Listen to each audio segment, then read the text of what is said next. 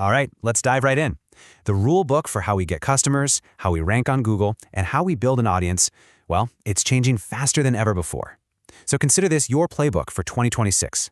We're going to break down the massive shifts happening right now, and everything from how we run ads to how we even plan for success. And you know, this quote really gets to the heart of the matter. So many of us are putting in the hours, we're following the old advice, but the results, they just aren't there. It really feels like we're just spinning our wheels. And the reason for that is simple. The actual definition of profitable work has completely changed. So that leads us to the big question, right? If you're still leaning on the same old strategies for ads, SEO, and content that worked last year, you might already be falling behind. So let's take a look at what's actually replacing the old way of doing things. Okay, first up, the customer funnel. The entire journey, from a potential customer seeing your ad to actually becoming a lead, is being completely rebuilt from the ground up. We're moving away from these cold, impersonal funnels and shifting toward direct, immediate conversations. This slide just lays it out so perfectly. The old way was all about sending ad traffic to a landing page, crossing your fingers for a click, and then trying to manually follow up. I mean, it's just full of friction. The new way? You send them straight from an ad into a WhatsApp chat. You optimize for an actual conversation, and then you use AI to handle that first interaction 24/7. In a super crowded market with ad costs going up, this immediate, super low friction connection is absolutely winning. So how do you actually do it? Well, it's surprisingly simple. First, when you're in Meta's ad platform, you're going to choose the Click to WhatsApp objective. Then, and this part is absolutely crucial, you optimize for conversations, not just clicks. This tells the algorithm to find people who are actually going to talk to you. And finally, you use a tool like Minisite to handle the sheer volume so you're not glued to your phone all day. Seriously, you don't even need a website to start generating leads this way. And hey, if you think that's a big jump, just look at where this is all going. We're talking about websites that can hold actual voice conversations with your visitors to answer questions, book appointments, and even close deals. Your whole site basically becomes a conversational sales agent. Okay, so now that we have a new way to convert leads, let's talk about how to get them in the first place.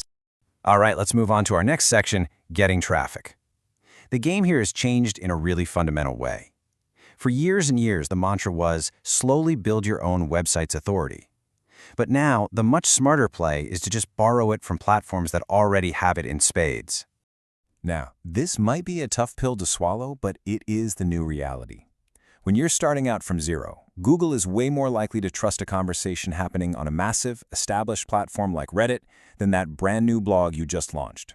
And you better believe smart marketers are taking full advantage of this.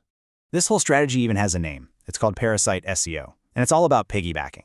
Instead of fighting and clawing to get your own site onto page one, you get your answer, your brand, or your product featured on a Reddit thread or a Facebook group that's already sitting on page one. It's a huge, huge shortcut. And here's the mini guide for how to do it. First, find questions that people are searching for on Google that have Reddit threads as one of the top results. Then you go into that thread and you provide the absolute best, most detailed answer you can, and you naturally mention your brand. Now here's the key detail. If you have a new account, you have to wait 10 days before you post. Otherwise, you'll get shadow banned, which is when your posts get hidden from everyone else without you even knowing it. Okay, so we've covered funnels and traffic. Now let's talk about content. The winning strategy for 2026 isn't about some kind of artistic perfection or trying to reinvent the wheel. No, it's about a data-driven approach that's all about smart packaging and reverse engineering what you already know works. Now this is really interesting because it just flips all the conventional wisdom on its head.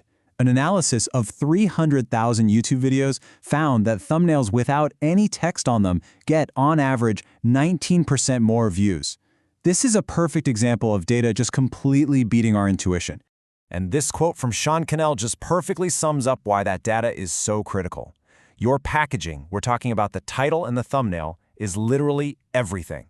You could create the greatest video in the history of the world, but if nobody clicks on it, it has zero impact. None. And the data gives us even more clarity.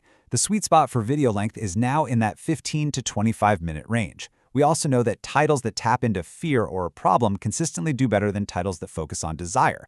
And maybe the biggest shift of all, your subscriber count doesn't guarantee you views anymore. Every single piece of content has to go out and fight for its own audience, right from scratch. So how do you work smarter, not harder, in this new world?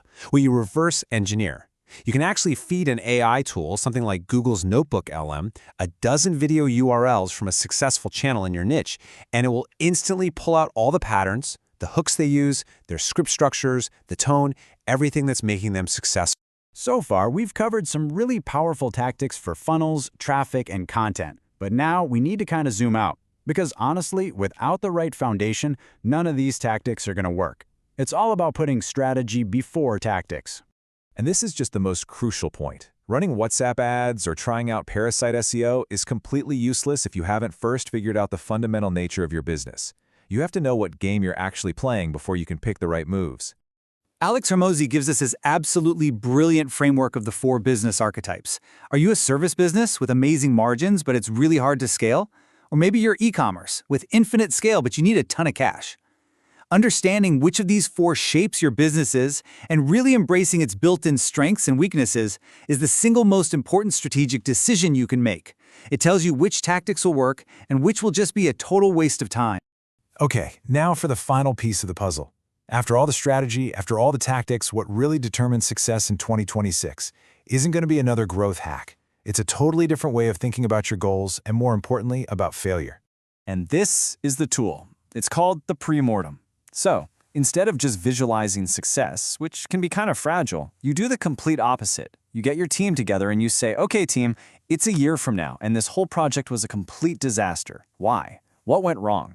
This exercise forces you to uncover the real risks, the ones you might not want to think about, and it lets you build systems to stop those specific failures from ever happening. So I'll leave you with this final thought. As you start mapping out your next couple of years with all these new tools and tactics you can use, what would change if your very first step wasn't to plan for success, but to meticulously plan for and prevent failure? That right there, that might just be the most powerful strategy of all.